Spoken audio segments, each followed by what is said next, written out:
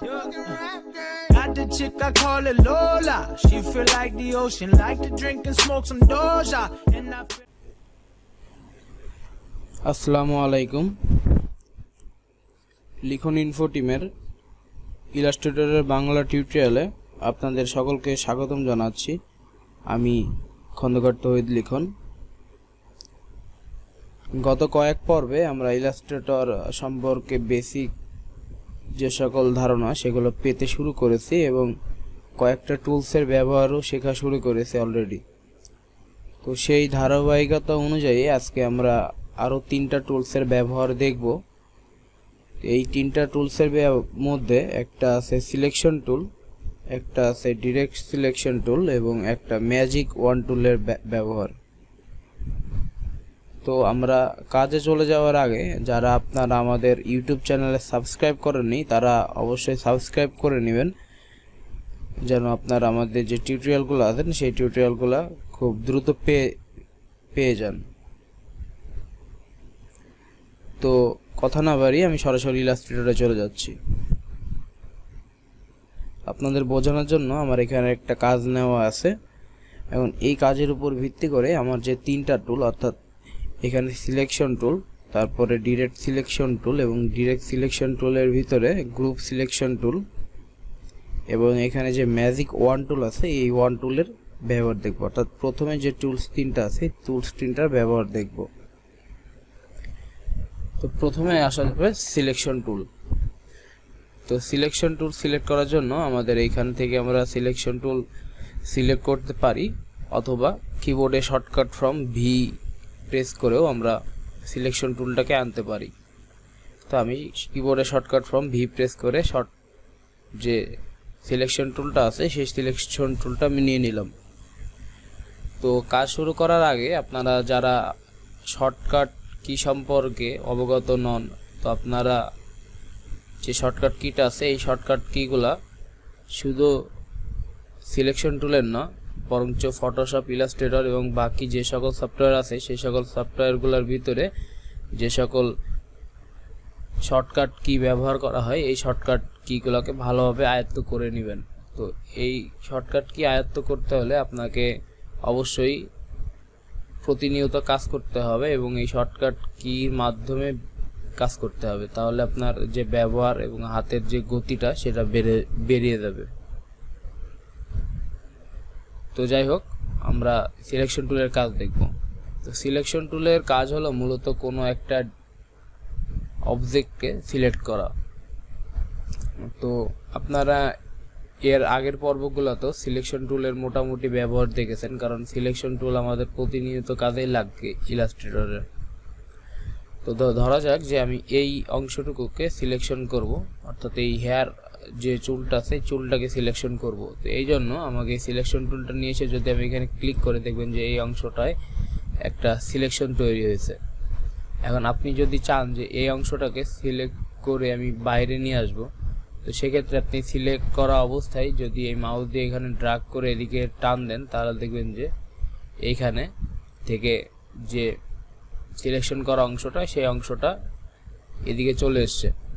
এখন যদি আপনি চান যে এই সিলেকশন করা অংশটুকুকে আপনি ছোট বড় করবেন, তো সেক্ষেত্রে আপনি এই সিলেকশন থাকা অবস্থায় যে কোনো একটা কর্নারে যে এখান থেকে টান দিলে আপনার এটা বড় হয়ে যাবে। তো সেক্ষেত্রে আপনি এখানে যে কোনো মাপের আপনার ইচ্ছে মতন এইভাবে বড় করতে পারছেন, কিন্তু আসলে এইভাবে কোনো ডিজাইনে বড় করার নিয়ম না।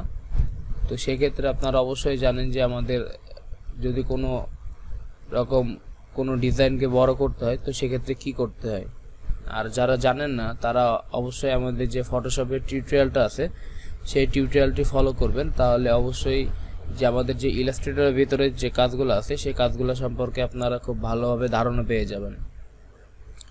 তো এখান থেকে যদি আপনি সিলেক্ট করে এটাকে প্রপোর্শন আকারে বড় করতে চান, তো আপনাকে যে কাজগুলো করতে হবে সেই কাজটা হলো যে ধরুন এই যে আমার যে সিলেকশন করা আছে এই সিলেকশনটাকে আপনি মাপ অনুযায়ী ছোট বড় করবেন। এই জন্য আপনাকে শিফট প্লাস অল্টার প্রেস করে যদি আপনি এখানে এভাবে দাগ দেন তাহলে দেখবেন যে একটা কেন্দ্র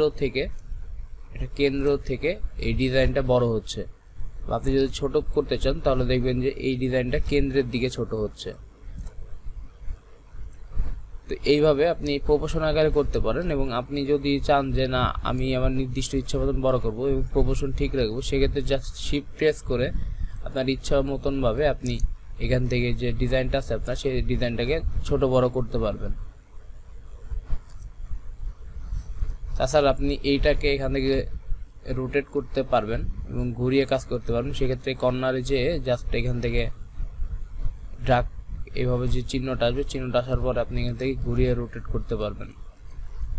তো যাই হোক, সিলেকশন টুলের কাজ আপনারা অনেকেই জানেন, তো এই নিয়ে বেশি কথা বললে ভালো হবে বলে আমার মনে হয় না, কারণ আপনারা কাজ করতে করতেই তো শিখে যাবেন সব কিছু। তো এরপরে আমাদের যে টুলসের ব্যবহারটা আসবে সেই টুলসটা হলো যে ডিরেক্ট সিলেকশন টুল। এবং ডিরেক্ট সিলেকশন টুলসে যাওয়ার আগে সিলেকশন টুলের একটা ব্যবহার আছে যেটা আমি দেখাইতে ভুলে গেছি। এই যে সিলেকশন টুলটা আছে, আপনারা যদি চান যে সিলেকশন টুলটাকে এডিট করবেন তো সেক্ষেত্রে আপনারা এডিট করতে পারেন। তো এই জন্য আপনাকে অবশ্যই প্রিফারেন্সে যেতে হবে। তো প্রিফারেন্সে যাওয়ার জন্য আমি ডিরেক্ট এডিট থেকে নিচের দিকে প্রিফারেন্স, এবং প্রিফারেন্স থেকে আমি জেনারেলে ক্লিক করার পরে আমার এখানে যে প্রিফারেন্স প্যানেলটা এসছে, এই প্রিফারেন্স প্যানেল থেকে আপনি এই সিলেকশনটাকে কাস্টমাইজ করতে পারেন। তো এই ক্ষেত্রে আপনি এখানে সিলেকশন অ্যান্ড অ্যাঙ্কার ডিসপ্লে আছে, এখানে ক্লিক করবেন। ক্লিক করার পরে আপনার কাছে এখানে কিছু অপশন আসবে। তো এখান থেকে আমরা যেটা দেখবো just object select by path only. তো আমরা এই অপশনটার শুধু কাজ দেখবো এখন, এবং বাকি পরে যে সকল কাজগুলো আছে সেই কাজগুলো দেখব। তো আমি যদি object selection by path only দিয়ে দিই, তো সেক্ষেত্রে এটা দিয়ে যদি ওকে করে দিই, তাহলে দেখবেন যে আমি যদি এখানে মিডিলে ক্লিক করে তাহলে আমার কিন্তু এখানে যে সিলেকশনটা তৈরি হওয়ার কথা সেই সিলেকশনটা তৈরি হচ্ছে না। এখন এইখানে যদি সিলেকশনটা তৈরি করতে হয় তাহলে অবশ্যই আমাকে একদম এই যে পাথ এরিয়া আছে, অর্থাৎ যে সকল পাথ আছে এই পাথে ক্লিক করতে হবে এবং এই অংশটাকে সিলেক্ট করতে হবে। তো আমি এখানে যদি পাথের উপরে ক্লিক করি তাহলে দেখবেন যে আমার সম্পূর্ণ অংশটাকে সিলেক্ট করে ফেলেছে। কিন্তু আমি যদি কোনো রকম এখানে সিলেক্ট করি তাহলে দেখবেন যে আমার এখানে কিন্তু সিলেকশন হয় নাই। তো যাই হোক, এটা আপনাকে ভালোভাবে বোঝানোর জন্য আমি এডিট থেকে প্রিফারেন্সে যেয়ে আমি আবার আমার যে এই অপশনটা আনচেক করা ছিল আনচেক করে দিই। আনচেক করার পরে ওকে দিয়ে দিই, এবং ওকে দেওয়ার পরে আমি দেখব যে এখানে যদি এখন ক্লিক করি তাহলে দেখবেন যে আমার ডিজাইনটা সিলেক্ট হয়ে গেছে, অর্থাৎ অবজেক্টটা সিলেক্ট হয়ে গেছে। এইভাবে আপনি যে আমাদের সিলেকশন টুল আছে এই সিলেকশন টুলটাকে কাস্টমাইজ করতে পারবেন। তো এরপরে আমরা আরেকটা টুলসের ব্যবহার দেখব, সেটা হলো যে ডিরেক্ট সিলেকশন টুল এবং গ্রুপ সিলেকশন টুল। তো আমি যদি ডিরেক্ট সিলেকশন টুলটাকে সিলেক্ট করতে চাই তো সেক্ষেত্রে এখান থেকে ডিরেক্ট সিলেকশনের টুলটাকে সিলেক্ট করে করতে পারি, অথবা আমার যে কিবোর্ডে শর্টকাট ফর্ম আছে এ প্রেস করেও আমি কিন্তু এই ডিরেক্ট সিলেকশন টুলটা সিলেক্ট করতে পারি। তো চলুন আমরা দেখি ডিরেক্ট সিলেকশন টুলের কাজ। আসলে ডিরেক্ট সিলেকশন টুল যদি বুঝতে হয় তাহলে এইখানে দেখা যাচ্ছে যে এই মাথার দিকে দেখবেন যে এইখানে দুইটা অ্যাঙ্কর পয়েন্ট আছে, অর্থাৎ প্রত্যেকটা শেপই কিন্তু অ্যাঙ্কর পয়েন্টের সমন্বয়ে গঠিত। এখন এই অ্যাঙ্কর পয়েন্টকে যে কোনো অ্যাঙ্কর পয়েন্টকে আপনি ইন্ডিভিজুয়ালি যদি সিলেক্ট করতে চান তো সেক্ষেত্রে আপনি ডিরেক্ট সিলেকশন টুল ব্যবহার করতে পারেন। তো এখান থেকে যদি ডিরেক্ট সিলেকশন টুল সিলেক্ট করা অবস্থায় আপনি এইখানে আমাদের যে প্যাথটা আছে সেই প্যাথ যদি সিলেক্ট করতে চান তো সেক্ষেত্রে এখান থেকে জাস্ট ক্লিক করে দেখবেন, এবং দেখার পরে দেখবেন যে আমাদের যে এখানে যে প্যাথটা ছিল এই প্যাথটা কিন্তু সিলেকশন হয়ে গেছে। আপনাকে ভালো করে বোঝানোর জন্য এখানে যদি কোনো প্যাথ থাকে দেখবেন যে এখানে ক্লিক করার পরে এখানকার যে প্যাথটা সেই প্যাথটা সিলেক্ট হয়েছে। এবং আপনি যদি চান যে এই প্যাথটা সিলেক্ট করার পরে আপনি এই প্যাথটাকে এডিট করবেন তো সেক্ষেত্রে এখান থেকে কিন্তু আপনি এডিট করতে পারবেন, খুব সহজে আপনি কিন্তু এটাকে এডিট করে নিতে পারবেন।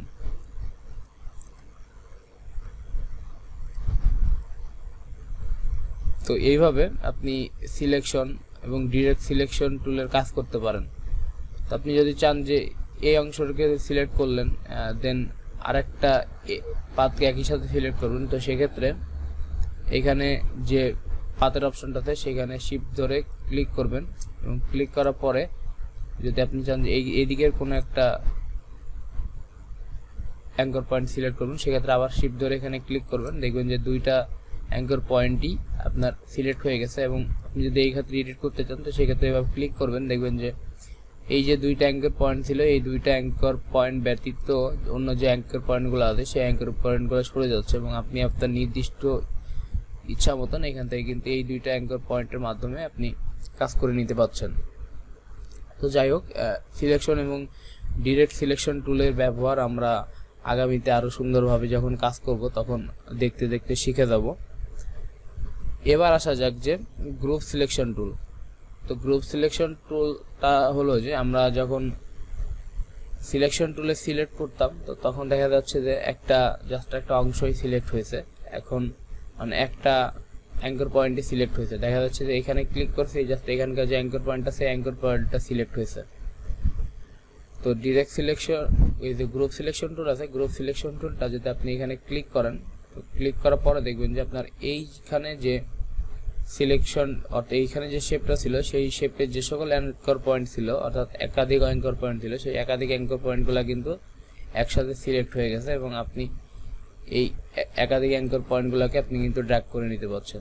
বা আপনি দেখা গেল যে আপনাকে ভালোভাবে বোঝানোর জন্য দেখবেন যে এইখানে একটা শেপ আছে, এইখানে একটা শেপ আছে, এই মাথাতে একটা শেপ আছে, এখন এই তিনটা শেপ জাস্ট সিলেক্ট করবেন, বাকি যে সকল শেপ আছে অর্থাৎ ল্যাপটপের শেপ বা এই টেবিলের শেপ এগুলো সিলেক্ট হবে না। অর্থাৎ আপনি যদি শুধু মাথার শেপটা আর এই হাতের শেপ সিলেক্ট করতে চান তো সেক্ষেত্রে আপনি এখান থেকে জাস্ট আপনি এই এরিয়াটুকুকে দেখাই দিবেন, দেখবেন যে এই এরিয়াটুকুর যে শেপটা আছে এই শেপটুকু বাদে অন্য এরিয়ার কোনো রকম শেপে কোনো রকমের সিলেকশন তৈরি হয় নাই।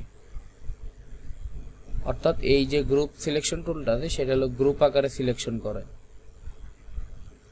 বা আপনাকে যে ভালোভাবে বোঝানোর জন্য যে এই বাল্বটা আছে এবং বাল্বটা এবং এই হাতটা তিনটা আলাদা রকম, এই তিনটাকে যদি আমি সিলেক্ট করতে চাই ইন্ডিভিজুয়াল ভাবে তো সেক্ষেত্রে আমি তিনটাকে সিলেক্ট করে ছেড়ে দিলে দেখবেন যে এই তিনটাই সিলেক্ট হয়েছে, বাকি যে সকল শেপগুলো আছে সেই সকল শেপগুলোর যে সকল অ্যাঙ্কর পয়েন্টগুলো আছে সেগুলো কিন্তু আমাদের এখানে সিলেক্ট হয় নাই।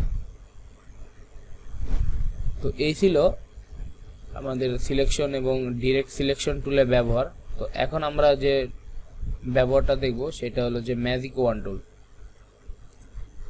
তো ম্যাজিক ওয়ান টুলের ব্যবহার দেখার জন্য আমাদের আগে ম্যাজিক ওয়ান টুলটা সিলেক্ট করতে হবে। অর্থাৎ এখানে যে ডিরেক্ট সিলেকশন টুলটা আছে এই ডিরেক্ট সিলেকশন টুলের নিচের দিকে একটা টুল আছে সেটা হলো যে ম্যাজিক ওয়ান টুল, যার শর্টকাট ফর্ম হলো ওয়াই। তো আমি এখান থেকে ওয়াই প্রেস করে যে ম্যাজিক ওয়ান টুল আছে সেই ম্যাজিক ওয়ান টুলটা সিলেক্ট করে নিচ্ছি। এই ম্যাজিক ওয়ান টুলটা সিলেক্ট করার পরে আপনাদের দেখতে হবে আসলে এটার কাজটা কি। এই ম্যাজিক ওয়ান টুল সিলেক্ট করার পরে দেখা যাচ্ছে যে এই ম্যাজিক ওয়ান টুলের যে দেখা গেল যে মুখমণ্ডলের যে কালারটা আছে তো এই কালারে যদি আমি সিলেক্ট করি তাহলে এই কালার রিলেটেড এই ডিজাইনে যতগুলো ডিজাইন আছে সেগুলো সবগুলো সিলেক্ট হবে। অর্থাৎ এই মুখমণ্ডলের কালার অর্থাৎ এই কালার, এই হাতের কালার, এই হাতের কালারগুলা অর্থাৎ এই মাথার এখানকার কালার, এই যে সকল ডিজাইনগুলো আছে বা শেপগুলো আছে এই শেপগুলোকে একটা কালারে সিলেক্ট করে বাকি ওই রকম দেখতে বা ওই রকম স্বরূপ কালারের যে সকল ডিজাইনগুলো আছে সেই সকল ডিজাইনগুলোকে আমরা সিলেক্ট করতে পারি। তো আমি দেখা গেল মুখের উপর ক্লিক করলে দেখবেন যে এই মুখের উপর ক্লিক করার পরে জাস্ট এই মুখের যে কালারটা এই কালারের স্বরূপ যে সকল ডিজাইন এখানে করা আছে সেই সকল ডিজাইনই জাস্ট এখানে সিলেক্ট হয়েছে, আর অন্য কোনো রকম ডিজাইন সিলেক্ট হয়নি। তো মাঝে মাঝে এখানে দেখা গেল যে গড়বড় হতে পারে, তো এখান থেকে আপনারা টলারেন্স যেটা আছে সেই টলারেন্সটা বাড়িয়ে কমিয়েও আপনারা কাজটা করতে পারেন। তো আমরা এইভাবে এক ম্যাজিক ওয়ান টুল ব্যবহার করে সিলেকশন তৈরি করতে হবে। তো এইটাকে আরেকটু ভালোভাবে বোঝানোর জন্য আপনারা দেখবেন যে এইখানে যে আমাদের যে শেপটার যে জামাটা আছে এই জামাটার যে কালারটা এই কালারটা রিলেটেড যে সকল আমাদের ডিজাইন আছে সেই সকল ডিজাইনগুলো আমরা সিলেক্ট করতে পারি। এক্ষেত্রে ম্যাজিক ওয়ান টুলে ক্লিক করার পরে যদি আমি এখানে ক্লিক করি তাহলে দেখবেন যে এই কালারের সবগুলাই সিলেক্ট হয়ে গেছে। তো যাই হোক, এইগুলাই হলো সিলেকশন, ডিরেক্ট সিলেকশন টুল এবং গ্রুপ সিলেকশন টুল আর ম্যাজিক ওয়ান টুলের ব্যবহার, অর্থাৎ আমাদের যে ফটোশপ প্যানেলের আমরা অলরেডি এখানকার 3টা টুলসের ব্যবহার এবং এখান থেকে আর্টবোর্ড টুলস, হ্যান্ড টুল এবং জুম টুলের ব্যবহার অলরেডি আমরা জেনে ফেলেছি, অর্থাৎ আমাদের 6টা টুলসের ব্যবহার অলরেডি শেষ। এবং বাকি যে সকল টুলসগুলো আছে এই সকল টুলসগুলোর ব্যবহার আমরা সামনের পর্ব থেকে দেখব ইনশাল্লাহ। এবং আমাদের সামনের পর্ব পর্যন্ত আপনাদের সাথে থাকতে হলে আমাদের চ্যানেলে অবশ্যই একটা সাবস্ক্রাইব করতে হবে এবং আমাদের চ্যানেলে সাবস্ক্রাইব করার পরে যদি কন্টেন্ট সম্পর্কে কোনো রকমের প্রশ্ন থাকে সেক্ষেত্রে আপনারা আমাদের কমেন্ট বক্সে কমেন্ট করতে পারেন, আমরা ইনশাল্লাহ আপনাদের উত্তর দেওয়ার চেষ্টা করব। তো আগামী পর্ব পর্যন্ত সবাই ভালো থাকুন, সুস্থ থাকুন, এই বলে আজকের টিউটোরিয়ালটি এখানে শেষ করছি। সবাই ভালো থাকবেন, টাটা।